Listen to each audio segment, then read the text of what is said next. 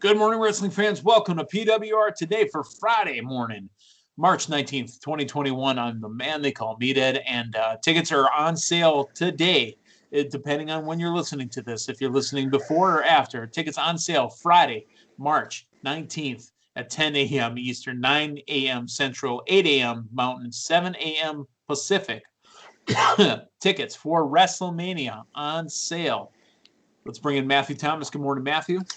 Good morning. So I'm assuming you're at your local Ticketmaster outlet as we speak, waiting in line. Yeah, but they didn't tell me that I was going to have to put pants on. So they've been looking at me kind of funny. But, I've got my Bad Bunny showing. It is what it is.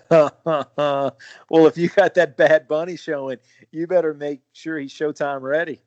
Oh, he's definitely Showtime ready. But I'm not a 24/7 champ anymore. Let's talk about something that is a champ. It's the champion of manscaping. It's manscaped.com. Get on over there. Use the promo code PWR and save yourself 20% plus free shipping with manscaped.com. The Lawnmower 3.0, making you silky smooth like Dave the Zohan Hero.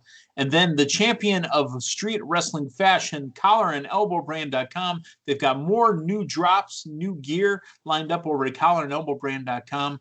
PWR 360 will save you to 10%. Check to see if they still got that free shipping. I know there was a spring clearance, but I think they've cleared enough because they got the new content dropping as we speak.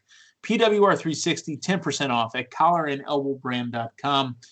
Matthew Thomas, the big news, obviously, tickets on sale today for WrestleMania, April 10th and April 11th.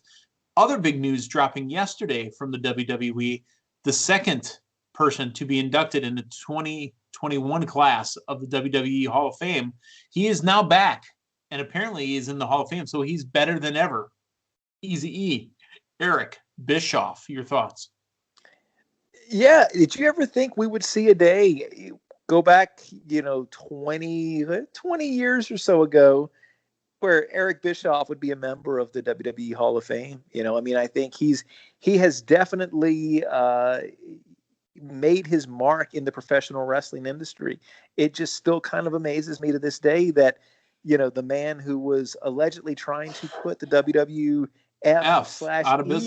out of business is in the Hall of Fame now. It's their Hall of Fame, not a all-encompassing business. Exactly. That's the their thing. Hall of Fame. It's not an independent Hall of Fame. It is their Hall of Fame. And what the Hall of Fame has really turned into is just celebrating people in the wrestling industry, not necessarily in the context of WWE. So I think that's what this is viewed as. But I'm glad we live in a time period where, in that industry, it looks like doors very rarely ever close. And I think it says a lot that people can put everything behind them and recognize, someone's career. So very happy for him. It's funny that you say doors rarely ever close, because I've never in the history of the business of WWE, with the Hall of Fame specifically, have seen a person be put in a Hall of Fame having just been on a rival competition's programming no more than a couple months ago. Yeah. No, we were, not even a couple months ago, because we had him in the question and answer segment on the Go Home. Was it the Go Home show to AEW Revolution? So we're within a matter of weeks. Yeah. So, but Eric Bischoff, Eazy E, the man that really brought WCW into the forefront and was beating WWF for 83 weeks. Isn't that the name of his podcast? Yeah. 83 weeks. Yeah, no, absolutely. And you got to think that when you look at it, competition tends to make everyone better. And that was probably what made that Attitude Era right there as hot of a thing as it was. Basically both companies going neck and neck like that. Let me ask you this. We all know about Eric Bischoff and WCW and the NWO. What is the thing that you remember most from Eric Bischoff, Raw general manager? Garbage truck. Okay, so he was thrown in a garbage truck. And I wasn't there, but that was some of the city of North Charleston's finest sanitation equipment. That was in North Charleston, South Carolina when that happened. I think of two things.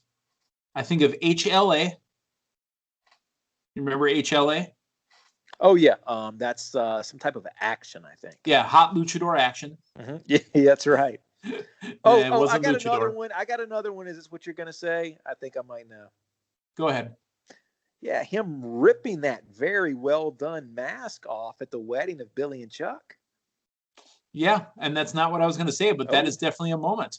I was going to talk about, you know what, you've been on. Well, actually, that it happened in that moment. You've been on, but you've been on about 3 minutes too long. He was the one that introduced us to 3-minute warning. Oh, that's right. Yeah. With Rosie and Umaga. That's right. Yep. So I absolutely love that mask because he was the priest at Billy and Chuck's wedding, right? Or the officiant at the wedding there. And him ripping off that really well done mask, you know. But do you remember the night that Eric Bischoff walked into Raw? I do. And what a monumental night that was. The thing I remember, I mean, as much as seeing him walk in was the face on Booker T. Tell me I did not just see that. And texting David Zohan Hero. Dude, I don't know if you have it on live right now, but I need you to go turn it on right now. You will not believe who's on TV. Eazy E is back. I mean, just the jaw drop from that. My goodness. So Eric Bischoff in the 2021 class of the Hall of Fame, along with now Molly Holly, who was inducted by PWR's family member, Greg Hurricane Helms. Wait a minute. What year would he have come back? What year did Bischoff come back in? Yeah. When did premiere WWE? 02? So you were texting in 02? You were hip to the texting gimmick at that point? Yeah. Text messages worked back then. I mean, I know you weren't born yet, but text messages were working then. You know what? I think it was the following year. I think it was 03. I got my first text message. And I looked at it and I'm thinking, like, what's this? Why is anybody going to take time? Weren't you conceived by text message? Too. That's up for debate. But I'm thinking for myself, like, you know, who's ever going to do this? Somebody's going to type to me on a phone. No, it's a phone. People talk on phones. People type on typewriters. This will never catch on. It'll never catch on. Yeah. All right. Something that we never thought would also catch on is that the WWE Network is about to die and is now found new life on the Peacock, launching yesterday on the Peacock. WWE Network and its content now available on the Peacock Network. This Sunday will be the first and last time you will be able to watch a pay-per-view on the Peacock and the WWE Network separately. Coming up this Sunday, we've got Fastlane, the last road bump on the road to WrestleMania. Let's run over the card here, Matthew. Currently announced per WWE.com, Randy Orton will take on Alexa Bliss. On the surface, you're asking yourself, what in a wide world of sports is this? But all you have to do is peel back one layer of that onion to see what really stinks here. And we hope it's the return of the Fiend, Bray Wyatt. We're all going to be fooled if it's just a straight ahead intergender wrestling match, aren't we? We are. I'm intrigued. No, Will we be disappointed if we don't get anything but Alexa wrestling Randy? Yeah, no, that's not going to happen. This is going to get us the reintroduction of the Fiend and set us up Orton and the Fiend, or, I mean, Bray Wyatt in some capacity. I would think it would be the Fiend with, you know, where they're going with the story, but who knows? I mean, it could be, you know, happy Bray Wyatt, you know, from the Playhouse, or it could be maybe they actually did kill off the Fiend, and it is more of a traditional pre-Fiend Bray Wyatt before we had the split personalities. Maybe we go back to that former Bray Wyatt. You know, there's a lot of potential things they can do here. We haven't seen John Cena since the Fiend had his match with him at WrestleMania last year. Any thought of maybe Cena showing up? Not here. I mean, I think Cena can potentially show up, but I don't know if you're saying not in this storyline, but I think there's a possibility he shows up somewhere else on the card. Okay. All right. Drew McIntyre versus Sheamus. This could have been the main event, or at least the second main event of this pay-per-view, until it was announced that Drew McIntyre is getting a title shot against Bobby Lashley at WrestleMania. So this match damn near means nothing now. On the surface, looking at this a little bit harder throughout the course of the week and maybe looking at it too close, if there's a situation where Sheamus does pin McIntyre, he's got a case for that title match. You could end up with a triple threat that has Lashley pin Sheamus at WrestleMania, keeps McIntyre strong, but has Lashley walking out of Mania the champion. Not saying that's what should happen. I still think McIntyre, Lashley on that poster is probably the most impactful, and that's the most intriguing matchup. I feel like that scenario that I just laid out would be a little bit of a cop-out, but it is a possibility. Still see McIntyre picking up the win here in an excellent match. Intercontinental Champion Big E will go one-on-one with Apollo, who picked up an accent a couple weeks ago. I think Big E retains here. I'm intrigued by this new Apollo, but I don't see Big E's title run ending this quick. And if you did watch Talking Smack last week, he did lay out a scenario where he wants to hold that Intercontinental title for a year and ultimately challenge Roman Reigns or whoever is the Universal Champion at WrestleMania next year, which whether they do anything with it or not, I don't know, but that is an intriguing storyline. Okay. The WWE Women's Tag Team Championships are on the line. Shayna Baszler and Nia Jax taking on Sasha Banks and Bianca Belair. I lamented over this yesterday morning when tag team partners come from opponents that'll happen at a pay-per-view to be named later. We've got it again. Sasha Banks and Bianca Belair at WrestleMania are currently tag team champions, are currently tag team partners going for the Women's Tag Team Championships. For the love of all that's holy, please don't let them win the belts. I think they are, because I think they need as many gimmicks as they can to get us through to WrestleMania. As great of a WrestleMania match as it's going to be between these two, I think the getting there without enhancement is going to be rough. Reggie has been a really, really good factor in this. It's Reginald, sir. Reginald, but I don't know. I just don't know that 4 more weeks of them across from each other cutting promos really entices anybody into this match further. The thing of it is, Sasha, you're not going to have full heel Sasha. Is she heel by comparison to Bianca Belair? Maybe a little bit, but they're not going all in with the Sasha heel character. So we're kind of in a little weird hybrid situation there. Man, I think the titles change here, and I don't know where we end up with Asuka's title, but I like that little preview that we got of I'm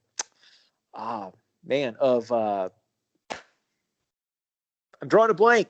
Who are they wrestling? Nia Jax, Shayna Baszler.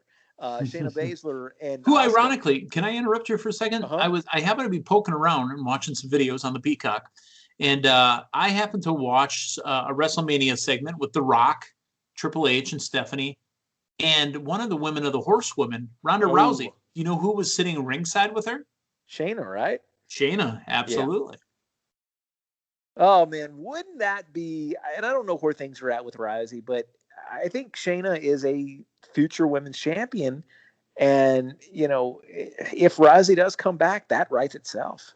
I think it does. All right, there you go. And then finally, the main event of the pay-per-view is going to be Daniel Bryan and Roman Reigns. If Daniel Bryan wins this, he goes into WrestleMania as the champion, and we don't know what Roman gets as far as a match, because Daniel Bryan would take on Edge. Now, tonight on SmackDown, we are going to have Edge versus Jay Uso to see who the special enforcer is for this match. We don't know who that's going to be. I think that it's got to be Roman Reigns, because Daniel Bryan could find some other matches, right? Daniel Bryan could wrestle Jay Uso at WrestleMania for this. Edge is going to take on Roman Reigns. That's the match. I think that's the match we've needed all along. Yeah. But if for some reason Daniel Bryan wins this match, I think that destroys everything that Roman Reigns is doing. Roman Reigns has to win this match. Yeah, I think he does. That being said, I'm intrigued by this because you can make the case that we might have a chance to get Roman Edge again, but the likelihood of having stars align with history of injury and getting Edge and Bryan at a WrestleMania might be the more fleeting possibility. That's always a card they can play. If they do go that way, who for Roman? Maybe Cena for Roman. Not saying it happens, but I like the possibilities that it leaves on the table. That's the only thing that they could do for Roman, because to be honest, Roman is the head of the table. This is the number one story. He's the number one guy in this company. And him dropping the belt one pay-per-view short of WrestleMania. Yeah. Destroys all and of that. Honestly, we know what they want is Roman Rock at WrestleMania. I've heard talk of trying to do it at the WrestleMania year after next. That's an unprecedented title run in this modern era. But the way that he's been booked, it would not surprise me if we at least get Roman with that belt to next WrestleMania, to putting 100,000 people in Dallas. Yeah. Which show that we've talked off, air. We've talked about that. It'll probably be our first one in how many years, Matthew? Oh my goodness. My first WrestleMania proper at the event, might be the same for me and you, since 24. 24. Right. In Orlando. The year that somebody got set on fire during Undertaker's pyro at the top of the building. Which was not me. Oh, that was a different Meathead back then, boys. I'll tell you. Hey, speaking of Rock, by the way, did you watch this week's Young Rock? No, I need to get caught up. I don't know what's absolutely happening. Hilarious. It's on the Peacock, by the way. Yeah, it is on the Peacock, along with some Robert Stack unsolved mysteries. Oh yeah, I found it more entertaining to look at because they had a whole bunch of different actors playing famous people. That because this one was centered around Rock at Miami University, the U. So they had Uncle Luke. From 2 Live Crew. They had Michael Irvin. They had all sorts of guys there. It was pretty damn funny, actually. Because Rock had his classic black turtleneck and jeans and fanny pack going on with the gold necklace. Yeah, good stuff. Who wears a fanny pack? Come on. Hey, the fanny pack kid does. All right. Speaking of fanny pack kid and speaking of Matthew Thomas and David Hero and everybody here at the Pro Wrestling Report, PWR Today, we are done for the week. Folks, we thought we were only 2 pay-per-views away. We're actually 3 events away, but one of them comes this Sunday. Lots of points moving around for the PWR draft. I've led wire to wire so far, but Drew Baydala has a big-time chance. If Sasha Banks and Bianca Bel-Air win the belts, he has those 2 individuals. Those are 2 title wins in one match. Oh, my goodness. He's got it. That's a chance. I'm not rooting for Shayna and Nia because of it, but that is a chance. Now, granted, he also has Shayna, and he would lose the belt if they won it. But, again, there is a chance we may be going down to the wire on this. This storyline just kind of writes itself. It does. All right. For Matthew Thomas, I'm the man they call Meathead. Hey, thanks for stopping by. Have a good week. So long, everyone.